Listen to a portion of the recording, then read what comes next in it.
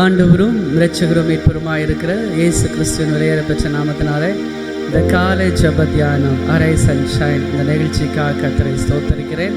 கர்த்தர் எவ்வளோ நல்லவர், எவ்வளோ போதுமானவர் இல்லையா? இன்று காலை இந்த ஜெப தியானத்துக்காக நாம் ஜெபிப்போம். கர்த்தரோட கரத்தில் நம்ம ஒப்பு கொடுப்போம். அன்பின் பரலோக தகப்பனே, இந்த ஆசீர்வதிக்கப்பட்ட நல்ல நேரத்திற்காக உங்களுக்கு நன்றி செலுத்துகிறோம். இந்த காலை நேரத்தில் ஒவ்வொரு பிள்ளைகளையும் இந்த அரை சன்ஷைன் நிகழ்ச்சியில், இந்த ஜெப கூட்டத்தில் நீர் அழைத்து வந்ததற்காக நன்றி. உங்களுடைய பிள்ளைகளை ஆஸ்வதிப்பீராக. இப்பொழுது கூட நடக்கிற பாடல் ஆராதனை, வேத வாசிப்பு, கர்த்தருடைய வார்த்தை கொடுக்கிற தேவ மனிதர், தேவனுடைய தாசர், கர்த்தருடைய வார்த்தை, ஜெபம், ஆசீர்வாதம், அத்தனை பகுதிகளையும் பரிசுத்த ஆவியானவர் பொறுப்பெடுத்து நடத்த ஜெபிக்கிறேன்ப்பா. கர்த்தருடைய கரம் எங்களை வழிநடத்தட்டும். இயேசு கிறிஸ்துவின் நாமத்தில் ஜெபிக்கிறோம் பரிசுத்தமுள்ள பரலோக பிதாவே, ஆமென், ஆமென். கர்த்தரை பாடி துதித்து மகிமைப்படுத்துவோம். கர்த்தருடைய நாமம் மகிமைப்படுவதாக. ஆமென், ஆமென். ஆண்டவரும் உலக இரட்சகருமாக இயேசு கிறிஸ்துவின் நாமத்தினாலே உங்களுக்கு நியூ கிரேஸ் டிவியின் சார்பாக அன்பின் வாழ்த்துக்களை தெரிவித்துக் கொள்கிறேன். கர்த்தரை நாம் துதித்து அவரை மகிமைப்படுத்த போகிறோம், அவரை ஆராதிக்க போகிறோம். ஆமேன். ஆராதனை நுகங்களை முறிக்கும், கட்டுகளை ஆமேன் அது உடைக்கும். ஹல்லேலூயா. செங்கடல்களை இரண்டாக பிளக்கும். ஆமேன். ஹல்லேலூயா. ஆண்டவரை நாம் துதிக்கும் பொழுது எப்படிப்பட்ட எரியோக்குள் இருந்தாலும் அது சுக்குநூறாக கர்த்தர் உடைத்து போடுவார். Praise the Lord. ஹல்லேலூயா. உற்சாகமாய் சந்தோஷமாய் ஆண்டவரை மகிமைப்படுத்தி அவரை உயர்த்தி நாம் பாடுவோமா? உம்மை ஆராதிப்பேன் இயேசுவே, உம்மை நாங்கள் ஆராதிப்போம். என் நாட்கள் முடியும் வரை, என் ஜீவன் பிரியும் வரை, என் சுவாசம் ஒழியும் வரை உம்மையே நாங்கள் ஆராதிப்போம். ஆமென்.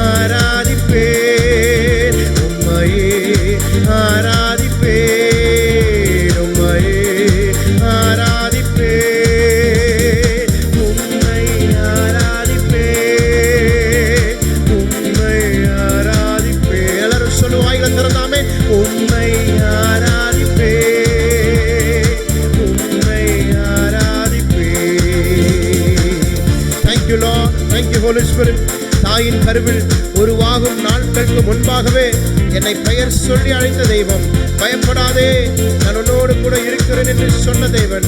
ஹல்லேலூயா. உலக தோற்றத்திற்கு முன்பாகவே என்னை முன்குறித்திருக்கிற தெய்வத்தை நம்மை ஆராதனை செய்கிறோம். அப்பா, தேங்க்யூ லார்ட். கரங்களை தட்டி பாடுவோம். ஆமென். தாயின் கருவில் உருவாகும் முன்னே பெயர் சொல்லி அழைத்தவன் நீரே, தாயினும் மேலாக அன்பு வைத்து எனக்காக ஜீவன் தந்தீரே. தாயின் கருவில் உருவாகும் முன்னே பெயர் சொல்லி அழைத்தவன் நீரே, தாயினும் மேலாக அன்பு வைத்து எனக்காக ஜீவன் தந்தீரே. என் நாட்கள் முடியும் வரை, என் ஜீவன் பிரியும் வரை, என் சுவாசம் ஒழியும் வரை உம்மையே ஆராதிப்பேன், உம்மையே ஆராதிப்பேன், உம்மையே ஆராதிப்பேன், உம்மையே ஆராதிப்பேன், உம்மை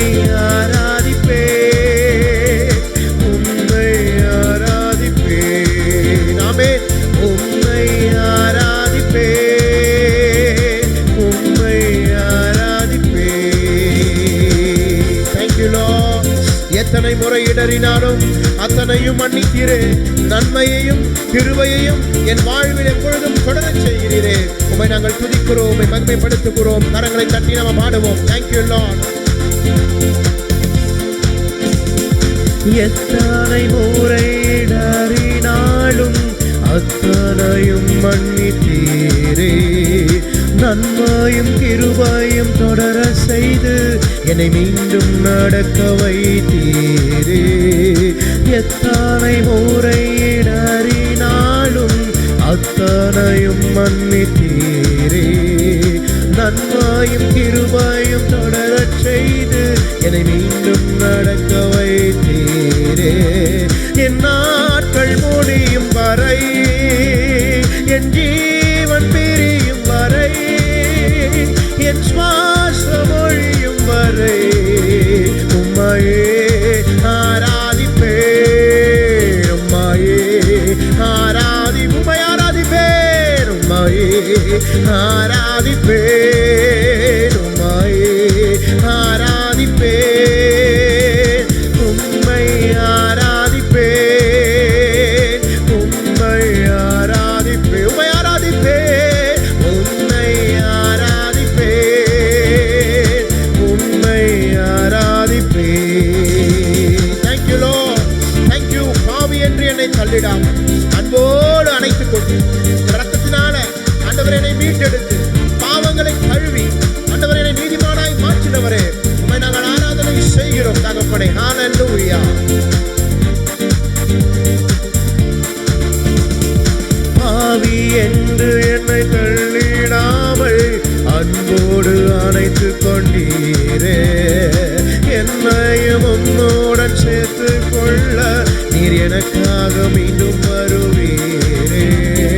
பாவி என்று என்னை தள்ளிடாமல் அன்போடு அணைத்துக் கொண்டீரே. என்னையும் உம்முடன் சேர்த்து கொள்ள நீர் எனக்காக மீண்டும் வருவீரே. கரங்களை உயர்த்தி என் நாட்கள் முடியும் வரை, என் ஜீவன் பிரியும் வரை, என் சுவாசம் ஒழியும் வரை உம்மையே ஆராதிப்பேன். உம்மையே ஆராதிப்பேன். உம்மை ஆராதிப்பேன். உம்மை ஆராதிப்பேன். உம்மை ஆராதிப்பேன். உம்மை ஆராதிப்பேன். உம்மை ஆராதிப்பேன். எல்லாரும் சொல்லுவோம் ஆண்டவரை பார்த்து. என் நாட்கள் முடியும் வரை, என் ஜீவன் பிரியும் வரை, என் சுவாசம் ஒழியும் வரை உம்மையே ஆராதிப்பேன். Yes, Holy Spirit. உம்மையே ஆராதிப்பேன். உம்மையே ஆராதிப்பேன். உம்மை ஆராதிப்பேன். உம்மையே ஆராதிப்பேன். உம்மை ஆராதிப்பேன். உம்மையே எல்லாரும் கரங்களை தட்டி உயர்த்தி ஆண்டவர் உயர்த்தி பாடுவோம். உம்மை ஆராதிப்பேன். உம்மையே ஆராதிப்பேன். உம்மையே ஆராதிப்பேன். உம்மையே ஆராதிப்பேன். கரங்களை தட்டி தேவனை மகிமைப்படுத்துவோம். ஹல்லேலூயா. Praise the Lord. எல்லா துதிகளையும் கனங்களையும் ஸ்தோத்திரங்களையும் புகழ் மாழைகளையும் ஆண்டவர் உமக்கே நாங்கள் செலுத்துகிறோம். எங்களுடைய அவயவங்களை எல்லாம் ஜீவ பலியாக உம்முடைய சன்னிதானத்தில் உம்முடைய பாதத்தில் ஆண்டவர் நாங்கள் சமர்ப்பிக்கிறோம். அப்பா ஆராதிக்கிறோம். நீர் பெருகட்டும், நாங்கள் சிறுகட்டும். இயேசுவின் நாமத்தில் இந்த ஆராதனையை ஏறெடுக்கிறோம் நல்ல பிதாவே. Amen. Hallelujah. Praise the Lord.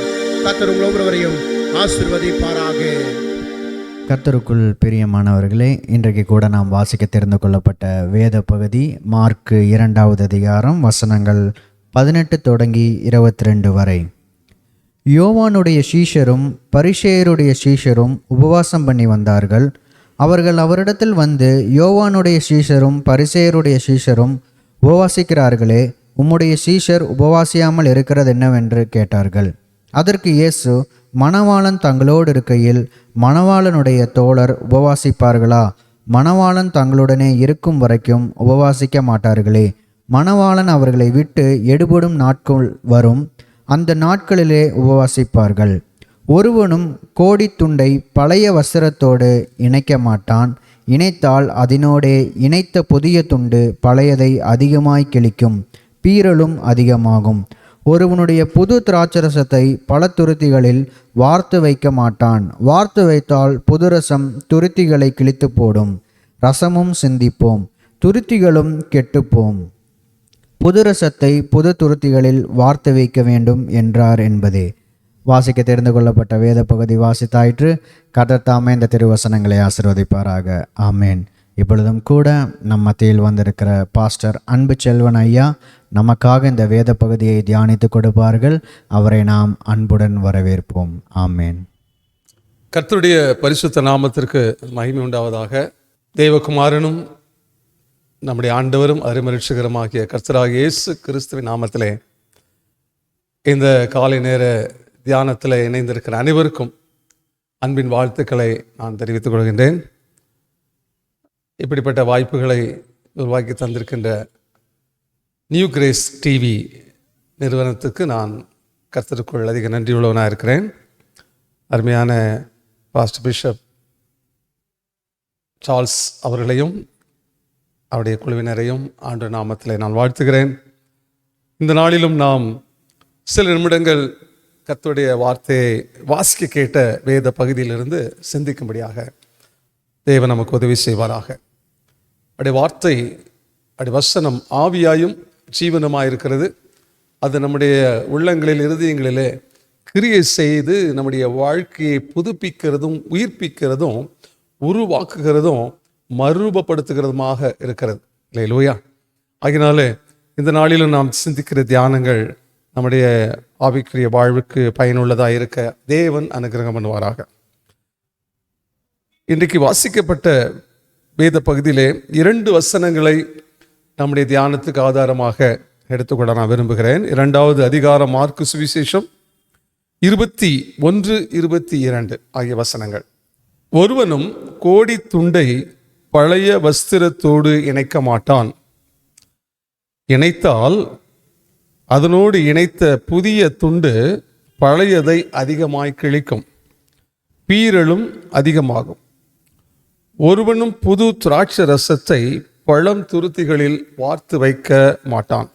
வார்த்து வைத்தால் புது ரசம் துருத்திகளை கிழித்து போடும், ரசமும் சிந்திப்போம், துருத்திகளும் கெட்டுப்போம்.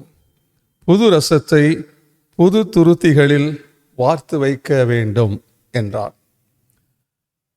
நம்முடைய ஆண்டவராகிய இயேசு கிறிஸ்து தம்முடைய போதகத்தில் அவர் பிரசிங்கிக்கும் போது அநேக உவமைகளை, உவமானங்களை சொல்லி அற்புதமான, மேன்மையான, மகிமையான தேவ ராஜ்யத்தின் ரகசியங்களை, தேவனுடைய இருதயத்தின் நினைவுகளை, அவர் ரகசியங்களை விளங்க பண்ணினதை நாம் வேதமெங்கும் பார்க்கிறோம். எளிமையான உவமைகள் மூலமாக கடினமான, ஆழமான, உயர்வான தெய்வீக காரியங்களை அவர் ஏழை எளிய ஜனங்களும் விளங்கி கொள்ளத்தக்கதாக அவர் விளக்கி காட்டின அற்புதமான காரியங்களை வேதனை பார்க்க. இங்கேயும் கூட ஒரு முக்கியமான காரியத்தை ஆண்டவர் நமக்கு விளக்கி காட்டும்படியாக இந்த உவமைகளை சொல்லுகிறதை நாம் பார்க்கிறோம். கர்த்தருக்கு ஸ்தோத்திரம் உண்டாவதாக. இந்த அதிகாரத்திலே, மார்க்கு சுவிசேஷம் 2ஆம் அதிகாரத்திலே குறிப்பாக ஒரு 4 சம்பவங்கள் இருப்பதாக நாம் அங்கே பார்க்கிறோம். இப்பொழுது நாம் வாசித்த வேத பகுதியில் கூட 2 சம்பவங்கள் இருக்கிறது. இந்த 4 சம்பவங்களிலுமே இந்த நான் சொல்லுகிற இந்த கருத்துக்கு, இந்த புதிய ரசம் புதிய துருத்தி என்கிற இந்த கருத்துக்கு விளக்கமாக அல்லது இந்த கருத்தை சொல்வதற்கு அவசியம் என்ன என்பதை குறித்து இந்த 4 சம்பவங்களில் நடந்த சந்தர்ப்பங்களை நாம் அடிப்படையாக நம்ம பார்க்க முடியும். கர்த்தருக்கு ஸ்தோத்திரம் உண்டாவதாக. வேத பாரகர், பரிசேயர், அந்த நாட்களில் இருந்த ஆசாரியர்கள் அவர்கள் எப்பொழுதும் ஆண்டவராகிய இயேசு கிறிஸ்துவினுடைய போதகம் மற்றும் வாழ்க்கையை குறித்து அவர்கள் அதிகமாக குறை காண்பதை வழக்கமாய் கொண்டிருந்தார்கள் என்று நம்ம அறிந்திருக்கிறோம். இந்த சந்தர்ப்பத்தில் கூட பரிசேயர்கள் ஆண்டவரிடத்தில் ஒரு கேள்வி கேட்கிறாங்க. நாங்களும் யோவானுடைய சீஷரும் உபவாசம் பண்ணுகிறோம், ஆனால் உம்முடைய சீஷர்கள் உபவாசம் பண்ணுகிறது இல்லையே என்று உபவாசம் பண்ணாமல் இருக்கிறது என்ன என்ற ஒரு கேள்வி கேட்கிறாங்க. அந்த அதிகார தொடக்கத்தில் கூட திமிர்வாதக்காரன் ஒருவனை ஆண்டவர் சுகமாக்குகிற நேரத்தில் உன் பாவங்கள் உனக்கு மன்னிக்கப்பட்டது என்று ஆண்டு சொல்லும்போது அந்த கூட்டத்தில் இருந்த வேதபாரகர் சிலர் இப்படி சொன்னதாக 7ஆம் வசனத்தில் வாசிக்கிறோம். இவன் இப்படி தேவ தூஷணம் சொல்லுகிறது என்ன கேள்வி. அதே போல அடுத்த சம்பவம், மத்தேயுனுடைய வீட்டில் அவன் சீஷனாக ஏற்றுக்கொள்ளப்பட்ட பிறகு வீட்டில் நடந்த விருந்தில் அநேக ஆயக்காரரும் பாவிகளும் அங்கே விருந்திலே ஆண்டவர் இயேசு கிறிஸ்துவோடு அமர்ந்திருந்ததை பார்க்கிறோம். ஏனென்றால் இந்த மத்தேயு, லேவி என்கிற மத்தேயு ஏற்கனவே ஒரு ஆயக்காரனாக இருந்தான். அவனுடைய நண்பர்கள் எல்லாரும் ஆயக்காரர்கள். அந்த விருந்தில் அவர்கள் எல்லாரையும் அவன் அழைத்து வந்திருக்கிறான். பாவிகளோடு கூட ஆயக்காரோடு கூட உட்கார்ந்து ஆண்டவர் உணவருந்தி கொண்டிருக்கிறார். அந்த காலங்களிலே ஆயக்காரரும் பாவிகளும் சமுதாயத்தில் புறக்கணிக்கப்பட்டவர்களாக, இந்த வேத பாரகர் பரிசேயரால புறக்கணிக்கப்பட்டவர்களாக, அவமதிக்கப்பட்டவர்களாக, தள்ளப்பட்டவர்களாக இருந்த ஒரு காலம். ஆனால் ஆண்டவர் இயேசு கிறிஸ்து ஒரு பரிசுத்தமுள்ள தேவனுடைய குமாரனாக இருந்தும் அவர் அப்படிப்பட்ட மக்களோடு உணவருந்துகிறதை பார்த்த பொழுது அவர்கள் கேள்வி கேட்கிறார்கள். அவர் ஆயக்காரரோடும் பாவிகளோடும் போஜனம் பானம் பண்ணுகிறது என்ன கேள்வி. இதை 16ஆம் வசனத்தில் வாசிக்கிறோம். பிறகு தொடர்ந்து அந்த அதிகாரத்தின் இறுதி பகுதியிலே வாசிக்கும் போது ஓய்வு நாளில் சீஷர்கள் பயிர் வெளியே நடந்து போகிறதை 23ஆம் வசனத்திலிருந்து வாசிக்க முடியும். அங்கே பசியில் அந்த சீஷர்கள் அந்த கதிர்களை கொய்து சாப்பிடுகிறத பார்த்து, அதையும் பார்த்து இந்த பரிசேயர் கேட்கிறார்கள், இதோ ஓய்வு நாளில் செய்யத்தகாததை இவர்கள் ஏன் செய்கிறது என்ன? இப்படி அநேக சந்தர்ப்பங்களில் ஆண்டவருடைய போதனைகளையும் சரி, அவருடைய நடவடிக்கைகள் செயல்களை பார்த்து, அவரோடு இருந்த சீஷருடைய செயல்களை பார்த்து அநேக கேள்விகள் எழுப்பினதை பார்க்கிறோம். ஏன் இவ்விதமான கேள்விகள் எழுகிறது என்று பார்த்தால், ஆண்டவர் இயேசு கிறிஸ்துடைய வாழ்க்கையும் அவருடைய செயல்களுடைய போதனையும் அன்றைய காலகட்டங்களிலே வாழ்ந்த இந்த வேதபாரகர், பரிசேயர், ஆசாரியர், சதுசேயர் போன்ற மக்களுக்கு ஒரு புதிதானதாக, நூதனமானதாக தோன்றினதாக பார்க்கிறோம். அவள் ஏற்கனவே நியாயப்பிரமாணம் மட்டுமல்லாமல் நியாயப்பிரமாணம் சார்ந்து அவர்கள் தாங்களாக உண்டாக்கி கொண்ட அநேக மனுஷிக பாரம்பரியங்களை பின்பற்றி வாழ்ந்து கொண்டிருந்ததுனால, மக்களுக்கு அப்படி அவ்விதமாய் போதித்து கொண்டிருந்ததுனால, இயேசு கிறிஸ்துடைய போதனை, அவருடைய உபதேசம் அவளுக்கு புதிதாக தோன்றுகிறது. அவருடைய நடவடிக்கை, அவருடைய செயல்கள், அவருடைய உபதேசங்கள் அவளால் புரிந்து கொள்ள முடியாததாக இருக்கிறது. ஆகவே கேள்விகள் எழுப்பி கொண்டும் அவரை பகைத்து கொண்டும் அவரை குற்றம் கண்டுபிடித்து கொண்டு இருந்ததை நம்ம பார்க்குறோம். மார்க்கு சுவிசேஷத்தில் 1ஆம் அதிகாரத்தில் கூட அவருடைய ஊழியத்தின் ஆரம்பத்தின் நாட்களில் அவர் போதித்த போதகத்தை ஜனங்கள் கேட்டபோது பாருங்கள், 21ஆம் வசனம், 1ஆம் அதிகாரம் 21ஆம் வசனத்தில், கப்பர்நகூமில் உள்ள ஒரு ஜெப ஆலயத்திலே ஆண்டவர் போதகம் பண்ணுகிறார். ஜனங்கள் அவருடைய போதகத்தை கேட்ட பொழுது இப்படி யோசித்தார்கள், இவர் வேத பாரகரை போல போதியாமல் அதிகாரமுடையவராய் அவர்களுக்கு போதித்தார் என்று அவருடைய போதகத்தை குறித்து ஆச்சரியப்பட்டாள் என்று பார்க்கிறோம். தொடர்ந்து ஒரு சம்பவம் நடக்கிறது. அங்கே அசுத்த ஆவியில் ஒரு மனுஷனை ஆண்டவர் விடுதலை ஆக்குகிறார். அவர் கட்டளையிடும் போது அது உடனே அவனை விட்டு சத்தமிட்டு அவனை விட்டு போய்விடுகிறது. அப்பொழுது 27ஆம் வசனத்தை வாசிக்கும் போது எல்லாரும் பார்க்கிறார்கள், ஆச்சரியப்படுகிறார்கள், இது என்ன? இந்த புதிய உபதேசம் எப்படிப்பட்டது? இவர் அதிகாரத்தோடு அசுத்த ஆவிகளுக்கு கட்டளையிடுகிறார், அவைகள் இவருக்கு கீழ்ப்படுகிறதே என்று தங்களுக்குள்ளே சொல்லிக்கொண்டார். அப்படியானால் இந்த ஆண்டவர் இயேசு கிறிஸ்துவுடைய போதனையும் அவருடைய செயல்களும் அன்றைய காலகட்டத்தில் வாழ்ந்த மக்களுக்கும் வேதபார பரிசேயர் போன்றவர்களுக்கும் ஒரு ஆச்சரியத்தை மட்டுமல்ல, அதிர்ச்சியையும், அது ஒரு புதிதானதாக அவளுக்கு தோன்றினதாக பார்க்கிறோம். வழக்கமான அந்த வாழ்க்கை முறை அல்லது அவருடைய போதனைகளை தாண்டி அதுக்கு மேலாக அல்லது அதற்கு விட வித்தியாசமானதாக இயேசு கிறிஸ்துடைய போதனை இருந்ததாக பார்க்கிறோம். இதை குறித்து தான் ஆண்டவர் சொல்லுகிறார், பழைய துணியோட கோடி துண்டை இணைக்க முடியாது. இணைத்தால் அந்த ஏற்கனவே இருக்கிற அந்த பழைய துணியும் கிழிந்து வீணாகிவிடும். அதே போல பழைய துருத்தியில் புதிய திராட்சை ரசத்தை ஊற்ற முடியாது என்று சொல்கிறார். இந்த துருத்தி என்பது உங்களுக்கு தெரியும், அந்த காலகட்டங்களில் திரவங்களை, அதாவது தண்ணீர், பால் அல்லது திராட்சை ரசம் இப்படிப்பட்ட காரியங்களை எடுத்துக்கொண்டு போவதற்காக இந்த மிருகங்களின் தோள்களிலே அவர் ஆயத்தம் செய்து ஒரு பை போல வைத்திருப்பாங்க. அதுதான் அந்த துருத்தி. இந்த துருத்தியில் அவர்கள் அந்த திராட்சை ரசம், தண்ணீர் போன்றவற்றை பாதுகாத்து வைப்பார்கள். பொதுவாக வெளியிடங்களுக்கு செல்லும் பொழுது அவைகளை எடுத்துக்கொண்டு போகிற வசதியாக அதை பயன்படுத்துவார்கள்.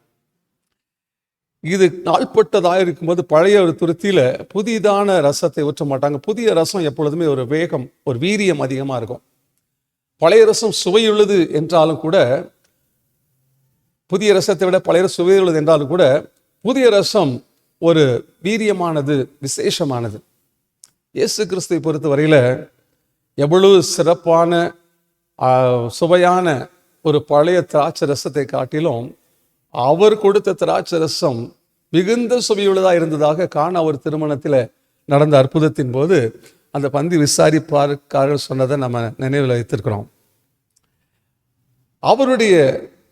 அவர் செய்த அற்புதம் ஒரு விசேஷமானது. அவர் செய்த அற்புதங்கள் எல்லாம் விசேஷமானவைகள். அவருடைய போதனைகள் எல்லாம் விசேஷமானவைகள், வித்தியாசமானவைகள், புதிதானவைகள், மேன்மை உள்ளதாக இருந்தது. இதுவரைக்கும் இப்படிப்பட்ட காரியங்களை அந்த ஜனங்கள் பார்த்ததே கிடையாது. உலகத்தில் எங்கேயும் இப்படி நடந்ததே கிடையாது. அவருடைய போதனைகளும் அவருடைய கிரியைகளும் செய்த அற்புதங்களும் அப்படிப்பட்டதாக இருந்தது. பாருங்கள், இந்த 2ஆம் அதிகாரத்தில் நடந்த சம்பவங்களை நான் ஏற்கனவே வாசித்து காண்பித்தோம். அங்கே திமிர்வாதக்காரத்தில் ஆண்டு சொல்கிறது, உன் பாவங்கள் உனக்கு மன்னிக்கப்பட்டது, உன் படுக்கை எடுத்துக்கொண்டு போ. அதை பார்த்து ஜனங்கள் சொன்னாங்க, பாவங்களை மன்னிக்கிறதுக்கு தேவனுக்கு மட்டும்தான் அதிகாரம் உண்டு, இவன் எப்படி அந்த விதமாய் சொல்லலாம், இது இவன் தேவ தூஷணம் சொல்லுகிறான் என்று சொன்னார். ஆனால் ஆண்டவர் தேவ குமாரன் என்பதை, தேவனுடைய அதிகாரத்தை உடையவராக இருக்க என்பதை அந்த ஜனங்கள் அறியவில்லை. வேத பாரகரும் பரிசேயரும் போதித்த விதம் வேறு. ஆனால் இவர் போதிக்கும் போது, இவர் கிரியை செய்யும் போது அது வல்லமை உள்ளதும் மகிமை உள்ளதும் அவர் செய்ததை காட்டி வித்தியாசமானதாக இருக்கு. இதுவரைக்கும் அப்படி ஒரு திமிர்வாதக்காரனை எந்த வேதபாரனும், எந்த பரிசேயனும், எந்த ஆசாரியும் எழுப்பி விட்டதை ஜனங்கள் பார்த்ததில்லை, அவர்களும் பார்த்ததில்லை. இப்படிப்பட்ட அற்புதம் நடந்ததே பார்த்ததில்லை. ஆகவே அவருடைய கிரியையும் அவருடைய போதனையும் அவர்களுக்கு வித்தியாசமானதாக இருக்கிறது. அவர்களால் ஏற்றுக்கொள்ள முடியாததாக, அதை சகித்து கொள்ள முடியாததாக, அதை அவங்களால அங்கீகரிக்க முடியாததாக இருக்கிறது. இந்த இதே போல ஒவ்வொரு சந்தர்ப்பத்திலும் அந்த கேள்விகளுக்கு ஆண்டவர் பதிலளிக்கிறார். அவருடைய உபதேசம் வித்தியாசமானது. அவர் இந்த வெறுமனே போதிக்கிறவராக மட்டுமல்ல, வெறுமனே உபதேசத்தை வறண்ட உபதேசங்களை, வறட்சியான உபதேசங்களை, கைக்கொள்ள வேண்டிய கட்டளைகளை, பிரமாணங்களை மாத்திரம் கொடுக்கிறவராக அவர் இந்த பூமிக்கு வரவில்லை. கட்டளைகளுக்கும் பிரமாணங்களுக்கு மேலாக ஒவ்வொரு தனிப்பட்ட மனிதனுடைய தேவைகளை சந்திக்கக்கூடியவராக, அவர்களுக்கு இருக்கிற பிரச்சனைகளை தீர்க்கக்கூடியவராக, அவருடைய கண்ணீரை துடைக்கிறவராக, அவருடைய கட்டுகளை அவிழ்க்கிறவராக, அவளை விடுவிக்கிறவராக வந்தார். அவருடைய வார்த்தை, அவருடைய உபதேசம் அதிகாரம் நிறைந்ததாக இருந்தது. மக்களுடைய மனதை மாற்றக்கூடியதாக, மக்களுடைய மனதை தேவன் பக்கமாய் திருப்பக்கூடியதாக, மக்களுடைய மனதை பாவத்திலிருந்து விடுவிக்கக்கூடியதாக, பாவத்தின் வல்லமிலிருந்து விடுவிக்கக்கூடியதாக, அவருடைய பழைய பாரம்பரிய நடவடிக்கைகளிலிருந்து அவளை விடுதலை ஆக்கக்கூடியதாக, அவருடைய புதிய மனிதர்களாய் மாற்றக்கூடியதாக, புதிய சிருஷ்டிகளாய் மாற்றக்கூடியதாக இருந்ததை நாம் இங்கே பார்க்கிறோம். வேத பாரக பரிசேயரால் அதை புரிந்து கொள்ள முடியவில்லை. இந்த 2வது சந்தர்ப்பத்தில் கூட ஆயக்காரனும் பாவிகளோடு அமர்ந்து அவர் உணவருந்தினை பார்த்த பொழுது, எப்படி பாவிகளோடு ஆயக்காரோடும் ஒரு தேவகுமாரன், ஒரு வேசியா என்று சொல்லிக் கொள்கிறவர் எப்படி அவர் உட்கார்ந்து சாப்பிட முடியும்? அவர் சொன்ன பதில் ஆச்சரியமானதா இருக்கு. அப்படி போதனை ஆச்சரியமா இருக்கு. அதுக்கு அவர் சொல்லுகிற பதில், பிணியாளிகளுக்கு வைத்தியன் வேண்டியது அல்லாமல் சுகமுள்ளவர்களுக்கு வேண்டியதில்லை, நீதிமான்களை அல்ல பாவிகளையே மனம் திரும்புவதற்கு அழைக்க வந்தேன் என்றார். ஜனங்கள் பிணியாளிகளைப் போல உலகில் வாழ்ந்து கொண்டிருக்கிறாங்க. பல்வேறு வேதனைகள், உண்மை சரீர பிரகாரமாகவும் ஆவிக்குரிய பிரகாரமாகவும் அவர்கள் நோய்களுக்கு, வியாதிகளுக்கு, அடிமைத்தனத்தின் முகங்களிலே சிக்கி இருக்கிற மக்களாக இருக்கிறார்கள். அவளை விடுவிப்பதற்கு வைத்தியன் தேவை. ஒரு கரிசனைமிக்க ஒரு இரட்சகராக ஆண்டவர் அங்கே செயல்படுகிறார். பாவிகளையும் ஆயக்காரரோடு அமர்ந்திருப்பது அவர்களுடைய செயலுக்கு உடன்படுவதற்காக அல்ல. பாவிகளையும் ஆயக்கார அவர் ஏற்றுக்கொண்டு அவளோடு உணர்வு வருந்துவது அவர்களுக்கு உதவி செய்யத்தான் தான் வந்திருக்கிறேன் என்பதை விளங்கப்படுவதற்காகும். அவர்கள் மத்தியிலே போதித்து அவர்களை பாவத்திலிருந்து அடிமைத்தனத்தில் விடுதலை ஆக்க வேண்டும் என்பதற்காகத்தான் அவளோடு அமர்ந்திருக்கிறார். இது அவள் செய்வதெல்லாம் சரி, அவரோடு தான் ஐக்கியப்பட்டு வாழ வேண்டும் என்கிற காரியத்தில் அல்ல, பாவிகளோடு சேர்ந்து சந்தோஷப்படுவதற்காக அல்ல, அந்த பாவிகளை மனம் திரும்ப அழைப்பதற்காக, அந்த பாவிகளை ரட்சிப்பதற்காக நான் வந்தேன் என்று ஆண்டவர் சொன்னார். ஆக அவருடைய உபதேசங்கள் எல்லாமே ஒரு புதிதானதாக இருந்தது. இன்றைக்கும் அருமையான தேவனுடைய எந்த உலகத்தின், எந்த மார்க்கத்தின், எந்த மதத்தின், எந்த கொள்கை கோட்பாடுகளுக்கு ஆண்டவர் இயேசு கிறிஸ்துனுடைய போதனை வித்தியாசமானதாக, புதிதாக இருக்கிறது. அவர் அடிக்கடி சொல்வார், நான் உலகத்தான் அல்ல என்பார், நீங்கள் உலகத்தார் அல்ல என்றார். நிக்கோதேம் என்கிற ஒரு பரிசேய தலைவன் ஒரு முறை ஆண்டவரை சந்திக்க வந்ததை குறித்து யோவான் சுவிசேஷத்தில் வாசிக்கிறோம். ஆண்டவர் அவர் செய்கிற, இயேசு கிறிஸ்து செய்கிற விசேஷித்த செயல்கள், அவருடைய போதனைகளை கேட்டு அவன் ஆச்சரியப்பட்டவனாக அவரை சந்திக்க வருகிறான். அப்பொழுது அவரை புகழ்கிறான். ஆனால் இயேசு கிறிஸ்து அவர்கிட்ட சொல்லுகிறார், நீ மறுபடியும் பிறக்க வேண்டும். ஏன் அவ்விதமாக சொன்னார் என்று பார்த்தால், அந்த நிக்கோதேம் என்கிற அந்த பரிசையினாலே அவன் ஏற்கனவே கொண்டிருக்கிற கொள்கை கோட்பாடுகளுடைய போதனை முறைகளுக்கு வித்தியாசமான போதனை கொடுக்கிற ஆண்டவர், அதை புரிந்து கொள்வதற்கு அவன் மனம் முதலாவது புதிதாக்கப்படணும். அவன் ஒரு புதிய மனிதனாய் மாறினால் ஒழிய, ஆவியிலே மறுபடி பிறந்தால் ஒழிய, இயேசு கிறிஸ்துவாகிய தேவகுமாரன் சொல்லக்கூடிய போதனைகளை ஏற்றுக்கொள்ள முடியாத, புரிந்து கொள்ள முடியாது. மாம்ச சிந்தையிலே கட்டப்பட்டிருக்கிற மனிதன், பாவத்திலே மரித்து போயிருக்கிற ஒரு மனிதன் ஆவிக்குரிய தெய்வீக போதனைகளை, தெய்வீக உபதேசங்களை புரிந்து கொள்வது கடினமாக இருக்குது. அதனால தான் அவர் இப்பவே சொல்கிறார், நீங்கள் மறுபடியும் பிறக்க வேண்டும், மனம் திரும்ப வேண்டும், பரலோக ராஜ்ய செல்வமாக ஆண்டுடைய போதனை. அருமையான தேவனுடைய பிள்ளைகளே, சகோதர சகோதரிகளே, ஆண்டவர் இயேசுக்கு ஒருவன் கிறிஸ்துவுக்குள் இருந்தால் அவன் புது சிருஷ்டியாய் இருக்கிறான் என்று அப்போஸ்தலனாகிய பவுலடியார் எழுதும்போது, கொரிந்தியருக்கு எழுதும்போது 5ஆம் அதிகாரத்திலே அவர் 16ஆம் வசனத்தில் அவ்விதமாக சொல்லுகிறார், ஒருவன் கிறிஸ்துவுக்குள் இருந்தால் அவன் புது சிருஷ்டியாய் இருக்கிறான். 17ஆம் வசனம், பழையன எல்லாம் ஒழிந்து போயின, எல்லாம் புதிதாயின என்றார். சகலத்தையும் புதிதாக்குவதற்காக தான் இயேசு கிறிஸ்து உலகத்துக்கு வந்தார். இருக்கிற மாதிரியே இருப்பதற்காக அல்ல, அவன் இருக்கிற பழைய நிலைமையிலே வாழ்வதற்காக அல்ல. உலகத்தில் தேவகுமார் வந்தது மனிதன் வாழ்கிற விதமாக வாழ்ந்து கொண்டே அப்படி இருந்து கொண்டிருக்கட்டும், அப்படி அல்ல. அவன் வாழ்க்கையை, பாதையை மாற்றி அமைப்பதற்காக, அவருடைய மனதை புதிதாக்குவதற்காக, அவர்களை தேவன் விரும்புகிற ஒரு வாழ்க்கை முறைக்கு அவர்களை மாற்றுவதற்காக அவர் இயேசு கிறிஸ்து வந்தார், பிரசங்கித்தார், அவர் ஊழியம் செய்தார், ஜனங்களை விடுதலை ஆக்கினார். இயேசு கிறிஸ்து சந்தித்த அந்த நிக்கோதேமு பின்னாட்களில் அவர் கிறிஸ்துவுக்கு அந்தரங்க சீஷனாக இருந்து அவருடைய மரண நேரத்தில் அவரை அடக்கம் பண்ணுவதற்கு வந்து சேர்ந்ததை நம்ம பின்னாட்களில் பார்க்கிறோம். இயேசுவை சந்தித்த மனிதர்கள் ஒவ்வொருடைய வாழ்விலும் ஒரு புதிய காரியம் நடந்ததை பார்க்கிறோம். சகை என்கிற மனிதனத்தில் அவரை சந்தித்த பொழுது, இன்றைக்கு உன் வீட்டில் ரட்சிப்பு வந்து விட்டது. அது வரைக்கும் ஆயக்காரனாக பாவியாக வாழ்ந்த சகையும் தன் வாழ்க்கையில இயேசுவை சந்தித்த பிறகு, அவருடைய வார்த்தையை கேட்ட பிறகு அவன் புதிதாக்கப்பட்டவனாக, தன்னுடைய பழைய வாழ்க்கை, பாவ வாழ்க்கையை அறிக்கை செய்து விட்டுவிட்டவனாக, சீர்படுத்தி கொண்டவனாக, அதற்கு பரிகாரம் செய்தவனாக, ஒரு புதிய மனிதனாக மாறிவிட்டதை பார்க்கிறோம். லூக்கா 7ஆம் அதிகாரத்திலே ஒரு பாவியான ஸ்திரீ வருகிறாள், கண்ணீரோடு வருகிறாள். தன் பாவத்தினுடைய நிலையை உணர்ந்தவளாக, தன்னை இந்த இக்கட்டான பாவ வாழ்விருந்து விடுவிப்பவர் யார் என்று தேடி இயேசுவிடத்தில் வருகிறார். இயேசுடைய போதனை, அவருடைய வார்த்தைகள் அவருடைய வாழ்க்கையை புதுப்பித்து விட்டதை பார்க்கிறோம்.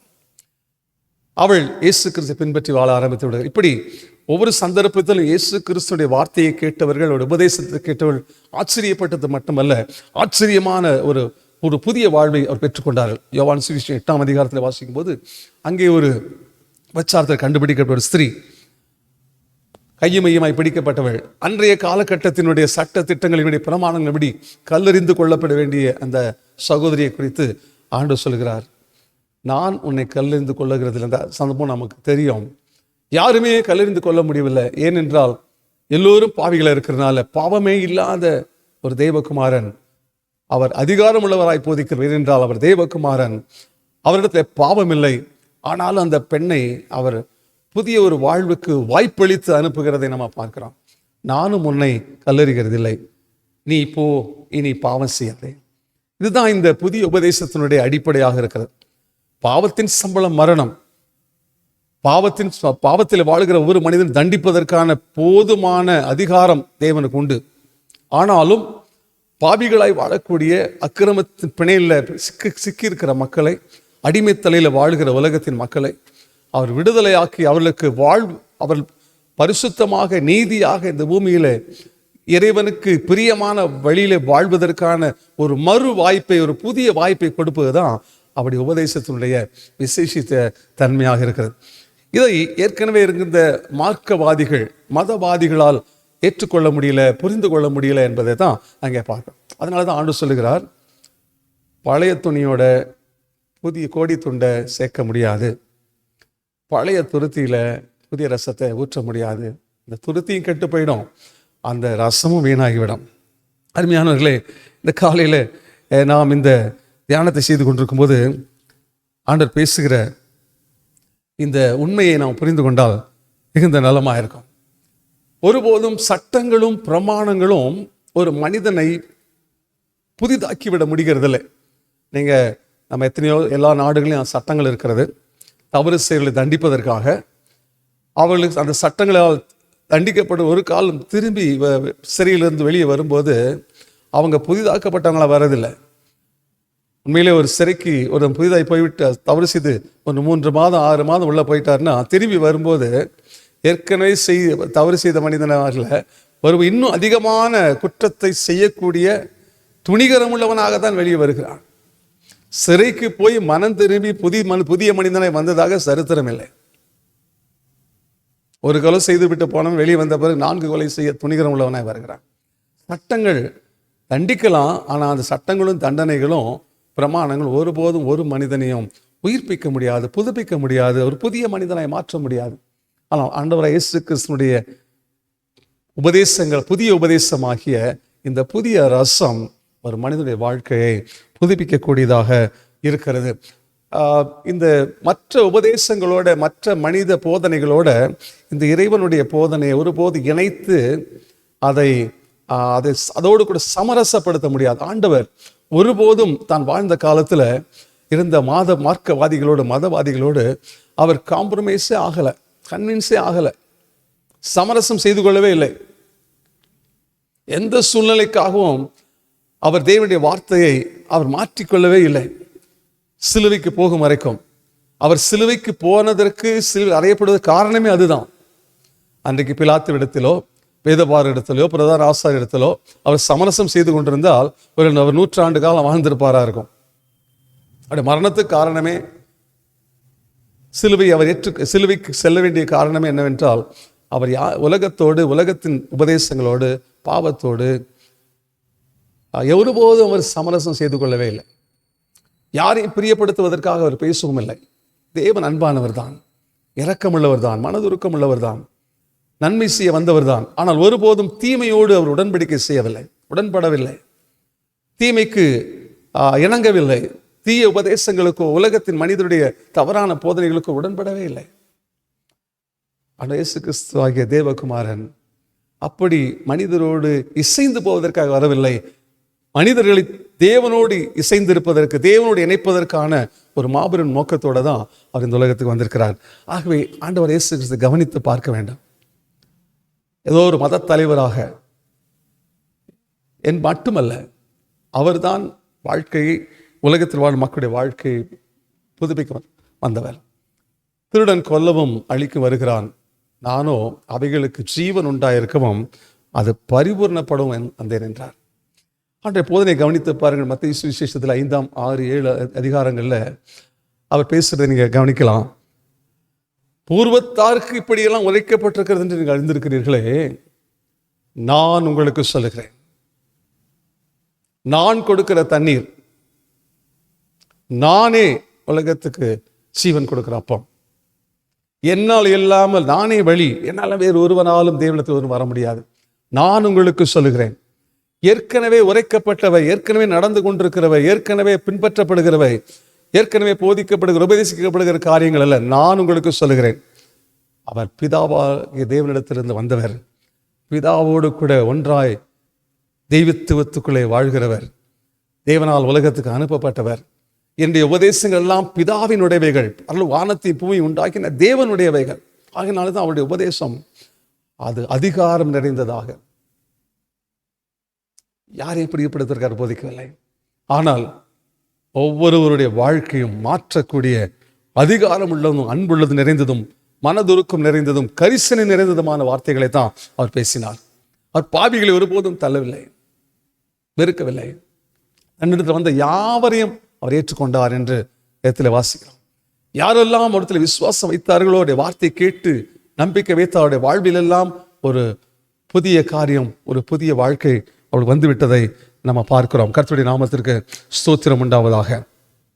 இந்த புதிய ரசம் என்கிற அவருடைய உபதேசம், ஆண்டவர் இயேசு கிறிஸ்துவின் போதனைகள் அன்றிலிருந்து இன்றைக்கு வரைக்கும் ஆயிரம் லட்சக்கணக்கான கோடிக்கணக்கான மக்களுடைய வாழ்க்கையை அதை மாற்றி அமைத்திருக்கிற அற்புதங்களை நாம் இன்றைக்கும் நாம் பார்த்து கொண்டிருக்கிறோம். எப்படிப்பட்ட பெரிய பாவியாக இருந்தாலும், கொலை, கொள்ளை, கற்பழிப்பு போன்ற உலகத்தில் எல்லா தீமைகளுக்கு அடிமைப்பட்ட ஒரு மனிதனாக இருந்தாலும், இயேசுவிடத்தில் வரும்போது அவருடைய வார்த்தை, அவருடைய போதனை, அவருடைய அன்பு, அவருடைய மனதிருக்கம் அவருடைய வாழ்க்கை தழுகிலாக மாற்றிவிடுகிறதை நான் பார்க்கிறோம். காரியம் என்ன? இந்த புதிய ரசம் அது எல்லா உலக கொள்கை கோட்பாடு காட்டிலும் மேலானதாக இருக்கிறது. ஆகவே இந்த புதிய ரசத்தை புதிய துருத்திகளில் ஊற்ற வேண்டாம் என்பதை மட்டும் நம்ம கவனிக்கிறோம். இந்த மக்கள் கேட்டவங்கெல்லாம் இயேசு கிறிஸ்துவின் போதனையை ஏன் தவறான கண்ணோட்டத்தில் பார்த்தார்கள், ஏன் புரிந்து கொள்ள முடியவில்லை என்று பார்க்கும்போது, அவங்க வேத வாக்கியங்களை அறியாமல் என்று ஆண்டு சொல்கிறது. நம்ம மத்தேயு சுவிசேஷம் 22ஆம் அதிகாரம் 29ஆம் வசனத்திலேயும், மார்க் 12ஆம் அதிகாரம் 24ஆம் வசனத்திலேயும் நம்ம வாசிக்கிறோம்.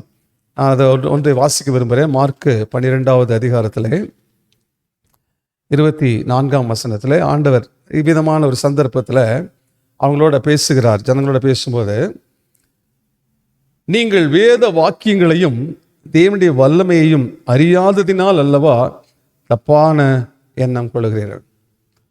வாக்கியங்கள், தேவன் கொடுத்த வார்த்தைகளை சரியாய் அறியாதனால, சரியாய் புரியாதனால, அல்லது மாம்ச சிந்தையோடு அதை பார்க்கறதுனால, அல்லது தங்களுடைய எண்ணங்களுக்கு யோசனை ஏற்ற விதமாக அந்த வார்த்தைகளை புரட்டி கொண்டு, அல்லது அதை மாற்றி தங்களுக்கு சாதகமாக, தங்களுக்கு விருப்பமான விதத்தில், வசதியான விதத்தில் மாற்றிக்கொண்டதுனால தேவனுடைய வார்த்தையினுடைய முழுமையான தன்மை, வல்லமை அவருடைய வாழ்விலும், அவருடைய ஊழியத்திலும், போதகத்திலும் வெளிப்பட முடியவில்லை. அருமையான தேவனுடைய பிள்ளைகளே, ஆண்டவர் சகோதரிகளே, இந்த நாள் நம்முடைய தியானத்தில் நம்ம குறிப்பாக கவனிக்கிற காரியம், இந்த புதிய ரசம் புதிய துருத்திகளிலே ஊற்றி வைக்கப்பட வேண்டும். புதிய துருத்தி என்பதை எதை குறிக்கிறது? இந்த புதிய போதனைகளை, இயேசு கிறிஸ்துவின் போதனைகளை ஏற்றுக்கொள்ளக்கூடிய ஒரு பக்குவம் அல்லது ஒரு ஆயத்தத்தை குறிக்கிறது. ஒவ்வொரு மனிதனும் ஒரு புதிய துருத்தியாக மாற வேண்டும் என்று தேவன் விரும்புகிறார். அதைத்தான் அந்த கொரிந்தியர் நிருபத்திலே நாம் வாசித்து காண்பித்தார். ஒருவன் கிறிஸ்துவுக்குள் இருந்தால் அவன் புது சிருஷ்டியாக இருக்கிறான். புதிய சிருஷ்டி தான் தேவனுடைய எதிர்பார்ப்பு. பழைய ஆதாமுக்குள்ள, முதலாம் ஆதாமுக்குள்ள எல்லா மனிதர்களும் சிருஷ்டிக்கப்பட்டிருக்கிறாங்க.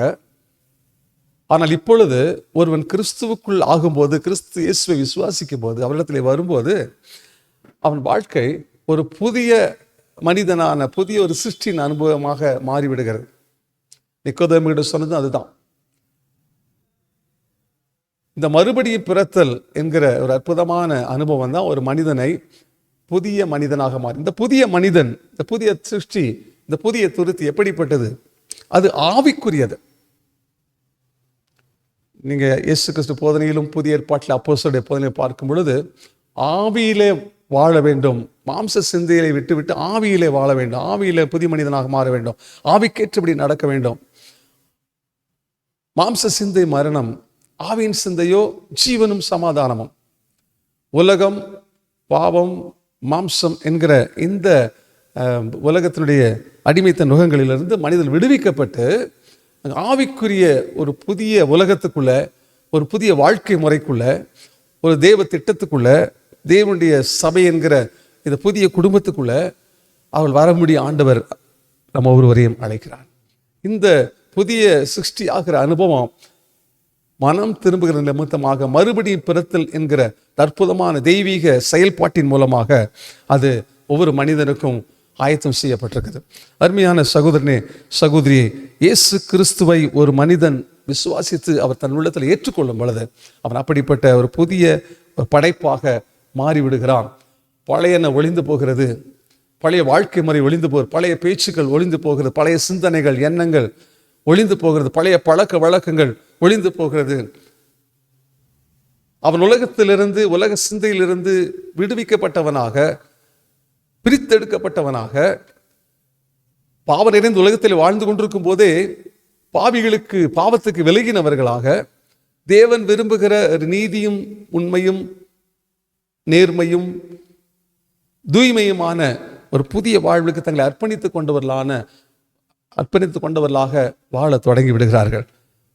ஆண்டவர் உங்கள் ஒவ்வொருடைய வாழ்விலும் அப்படிப்பட்ட ஒரு புதிய மாற்றத்தை தான் செய்ய விரும்புகிறார். ஆகவே இயேசு கிறிஸ்துடைய இந்த புதிய உபதேசம், புதிய போதனை நமக்கு வாழ்வழிக்கும். ஒரு முறை அவருடைய சீஷன் பேதுரு அவரிடத்துல பேசின ஒரு வார்த்தையை நம்ம யோவான் சுவிசேஷத்தில் 6ஆம் அதிகாரத்தில் நம்ம பார்க்கிறோம். அங்கே ஒரு சின்ன சம்பாஷணை. ஆண்டவர் தன்னுடைய மாம்சத்தையும் தன் இரத்தத்தையும் புசிப்பதை குறித்து ஒரு உபதேசத்தை அங்கே சொல்லிக் கொண்டிருப்பதை 6ஆம் அதிகாரத்தில் நம்ம பார்ப்போம். நான் வானத்திலிருந்து, 51ஆம் வசனம், நானே வானத்திலிருந்து இறங்கின ஜீவ அப்பம், இந்த அப்பத்தை புசிக்கிறவன் என்றென்றைக்கும் பிழைப்பான். நான் கொடுக்கும் அப்பம் உலகத்தின் ஜீவனுக்காக நான் கொடுக்கும் என் மாம்சமே என்றும். 56வது வசனத்தில் யோவான் 6:56 என் மாம்சத்தை புசித்து என் இரத்தத்தை பானம் பண்ணுகிறவன் என்னிலே நிலைத்திருக்கிறான், நானும் அவனிலே நிலைத்திருக்கிறேன் என்று அவர் சொல்லுகிற இந்த உபதேசத்தை கேட்டுக்கொண்டிருக்கும் போது அவருடைய சீஷில் இருந்த சிலரே இது கடினமாக இருக்கிறது இந்த உபதேசம் என்று சொல்லி, மக்கள் இதை யாரும் ஏற்றுக்கொள்ள மாட்டார்களே, கேட்க கஷ்டப்படுவார்களே என்று அவர் தங்கள் இருதயங்களை சிந்தித்துக் கொண்டிருக்கிறார். அப்பொழுது ஆண்டவர் இயேசு அவளை பார்த்து சொல்றார், நீங்களும் போய்விட மனதாக இருக்கிறீங்களா என்று கேட்ட பொழுது, அப்பொழுது அப்போஸ்தலன் பேதுரு சொன்ன ஒரு அற்புதமான வார்த்தை, ஆண்டவரே யாரிடத்திலே போவோம்? 68ஆம் வசனத்தில், நித்திய ஜீவ வசனங்கள் உம்மிடத்தில் உண்டே. வாழ்வளிக்கும் வார்த்தை உம்முடைய வார்த்தை, எங்கள் வாழ்வை மாற்றுகிற வார்த்தை உம்முடைய வார்த்தை. உம்மை விட்டு நாங்கள் வேறு யாரிடத்திலே போக முடியும் என்று அவன் அங்கே உள்ளம் உடைந்தவனாக, நொறுங்கினவனாக, உணர்ந்தவனாக சொல்லுகிற அறிக்கையை பார்க்கிறோம். இந்த காலையில் இந்த வார்த்தைகளை கேட்டுக்கொண்டிருக்கிற நம் ஒவ்வொருவருக்கும் ஆண்டவராகிய இயேசு கிறிஸ்துவினுடைய வார்த்தைகள் ஜீவ வசனங்கள், நம்ம ஜீவியத்தை மாற்றி அமைக்கிற வசனங்கள். கர்த்தர் தாமே இந்த நாளில் இயேசு கிறிஸ்து வந்திருக்கிற அவருடைய வார்த்தையை கேட்கிற ஒவ்வொருடைய வாழ்வையும் அவருக்கு பிரியமான, இறைவனுக்கு பிரியமான, உகந்ததான ஒரு புதிய வாழ்க்கைக்கு நேராக மாற்றுவாராக, புதிய சிருஷ்டிகளாய் மாற்றுவாராக. வாழ்க்கையில் புதிய பயணம் தேவனோடு இணைந்து பயணிக்கிற ஒரு புதிய இனிய பயணத்தை தொடங்கிறதுக்கு ஆண்டவர் நம்ம ஒவ்வொருவருக்கும் கிரியை செய்ய அவர் விரும்புகிறார். உலகத்தின் சட்டங்கள், பிரமாணங்கள், நியமங்கள், போதனைகள், மனிதனுடைய எந்த விதமான உபதேசங்கள் செய்யக்கூடாத ஒரு புதிய, பெரிய, அரிய, மகிமையான ஒரு மாற்றத்தை ஆண்டவர் இயேசு கிறிஸ்துவின் புதிய உபதேசம் செய்யும். அந்த புதிய ரசத்தை வாஞ்சியுங்கள். அந்த புதிய ரசத்தை பெற்றுக்கொள்ளும்படியாக உங்கள் வாழ்க்கையை புதிதாக்கி கொள்வதற்கு கிறிஸ்துவினிடத்திலே வாருங்கள். அவரை ஏற்றுக்கொள்ளுங்கள். அவர் உள்ளத்தில் வரும்போது நீங்கள் புது துருத்திகளாய் மாறுவீர்கள். அவருடைய உபதேசமாகிய புதிய ரசம் உங்கள் வாழ்வை களிப்பாக்கும், மகிழ்ச்சியாக்கும், உங்கள் வாழ்வை செழிப்பாக்கும், உங்கள் வாழ்வை அநேகருக்கு நீங்கள் ஒரு இனிமையான மனிதராய் மாறிவிடுவீர்கள். அனைவருடைய வாழ்க்கை இனிமையாக்குவதற்கு, சுவையுள்ளதாக்குவதற்கு ஆண்டவர் உங்கள் ஒருவரையும் பயன்படுத்த தொடங்குவார். நீங்கள் அநேகருக்கு ஆசீர்வாதமாக இருப்பீர்கள். எப்படி இயேசு கிறிஸ்து உலகில் வாழும்போது அன்றைக்கு வாழ்ந்த அத்தனை மக்களுக்கும் அவர் ஆசீர்வாதமான நன்மையை செய்யக்கூடியவராக சுற்றி திரிந்து வாழ்ந்தார். அதே போல இன்றைக்கு நமக்கு கொடுக்கப்பட்ட வாழ்க்கை, இயேசு கிறிஸ்து ஏற்றுக்கொண்ட ஒவ்வொருடைய வாழ்க்கையும் இந்த காலங்களில் நம்மோடு வாழ்கிற உலகத்தின் மக்கள் அனைவருக்கும் பெரிய மாற்றத்தை கொண்டு வரக்கூடிய, அவருடைய வாழ்வை நன்மையை கொடுக்கக்கூடிய, அவருடைய வாழ்வை சுவையாக உள்ளதாய் மாற்றக்கூடிய ஒரு வாழ்க்கையாக நம்முடைய வாழ்க்கை மாறிவிடும். புதிய ரசத்தை பெற்ற புதிய துருத்திகளாக, புதிய உபதேசத்தை பெற்ற புதிய மனிதர்களாக, சிருஷ்டிகளாக வாழ்வதற்கு ஆண்டவர் நம்மை அழைக்கிறார். அவருடைய கரங்களிலே நாம் ஒப்புக் கொடுத்து செபிக்கலாம். நாம் யாவரும் செபிப்போம். அன்பு தகப்பனே, ஆண்டவராய் இயேசு கிறிஸ்துவே, இந்த உலகில் வாழும் எந்த மனிதனையும் பிரகாசிப்பிக்க வந்த மெய்யான ஒளியானவரே, உலகத்தின் தவறான உபதேசங்கள், கொள்கைகள், கோட்பாடுகள் மட்டுமல்லாமல் பாவத்தின் இருளிலே வாழ்ந்து கொண்டிருக்கிற மக்கள், பலவிதமான உலகத்தின் சட்டங்கள், கட்டளைகள், உபதேசங்களால கட்டப்பட்டவர்களாக, பாரம்பரியங்களால அடிமைப்படுத்தப்பட்டவர்களாக தவிக்கிற ஒவ்வொரு மக்களுக்கும் நம்முடைய புதிய உபதேசம் என்கிற, சுவிசேஷம் என்கிற வார்த்தையினால், தேவ வார்த்தையினால வாழ்க்கையை மாற்ற வந்த அற்புத தேவகுமாரனே, நம்முடைய கரங்கள் எங்களையும் இந்த வார்த்தையை கேட்கிற ஒவ்வொருவரையும் நான் ஒப்பு கொடுத்து ஆட்சேபிக்கிறேன். கர்த்தர் புதிய காரியத்தை, பெரிய காரியத்தை அருமையான மக்கள் உள்ளங்களிலே செய்வீராக. ஒவ்வொருவரையும் புதிய படைப்புகளாக, புதிய சிருஷ்டிகளாக மாற்றுவீராக. அநேக ஆயிரம் மக்களுக்கு ஆசீர்வாதமான கருவிகளாக, தேவனால் பயன்படுத்தக்கூடிய கருவிகளாக ஒவ்வொருவரையும் மாற்றுவீராக, பயன்படுத்துவீராக என்று சொல்லிக்கிறோம். கடவுள் அப்படியே செய்ய போறதற்காக நன்றி. இயேசு கிறிஸ்துவின் நாமத்தில் வேண்டிக் கொள்கிறோம் நல்ல பிதாவே. God bless. கர்த்தர் உங்களை ஆசீர்வதிப்பாராக. ஆண்டவராக இயேசு கிறிஸ்துவின் நாமத்தினாலே உங்களை வாழ்த்துகிறோம். அருமையான கர்த்தரோட பிள்ளைகளே, இந்த நாளில் கூட நல்ல அருமையான கர்த்தரோட வார்த்தையை கேட்டும். புது ரசம் பல துருத்திகளில் வாத்து வைக்க மாட்டார்கள். புது ரசத்தை புது துருத்தியில வாத்து வைப்பார்கள். ஒருவன் கிறிஸ்துவுக்குள் இருந்தால் அவன் புது சிருஷ்டியா இருக்கிறான். பழையவைகள் ஒளிந்து போயின, எல்லாம் புதிதாயின என்று நாம் பார்த்தோம். வாழ்க்கையில எல்லாம் புதிதாய் மாற ஒரு புதிய எண்ணங்கள், புதிய சிந்தனைகள், புதிய காரியங்களை உங்க இருதயத்துல உண்டாக்கணும். அப்போ உங்க வாழ்க்கையில என்ன மிக மிக அவசியம் என்னன்னா, நீங்க கிறிஸ்துவுக்குள்ள இருக்கணும், கிறிஸ்து உங்களுக்குள்ள இருக்கணும். அப்போ உங்க வாழ்க்கை நிச்சயமாய் பிரகாசமாய் மாறும். அதனால புது சிருஷ்டியே காரணமா இருக்குது. எதற்கு காரணம் தெரியுமா? கிறிஸ்துவின் அச்சு அடையாளங்களை தரித்து கொண்டவர்களாக, அவருடைய சாயலை வெளிப்படுத்துவர்களாய் இருக்கிற நம்மே நீதியின் சூரியன் உதிக்கும். நீங்க ஒரு நாள் மங்கி போகிற ஒரு வாழ்க்கை அல்ல, ஒரு புதிய வாழ்க்கையை நீங்க வாழ போறீங்க. கண்களை மூடி ஆண்டவரை நோக்கி பார்த்து ஜெபிப்போம். அன்பின் பரலோக தகப்பனே, எங்க வாழ்க்கையில புதிய நன்மைகளை பெற்றுக்கொள்ள, புதிய அதிசயங்களை பெற்றுக்கொள்ள கிறிஸ்து எங்களுக்குள் வாசமாய் இருக்க நாங்கள் ஜெபிக்கிறோம்.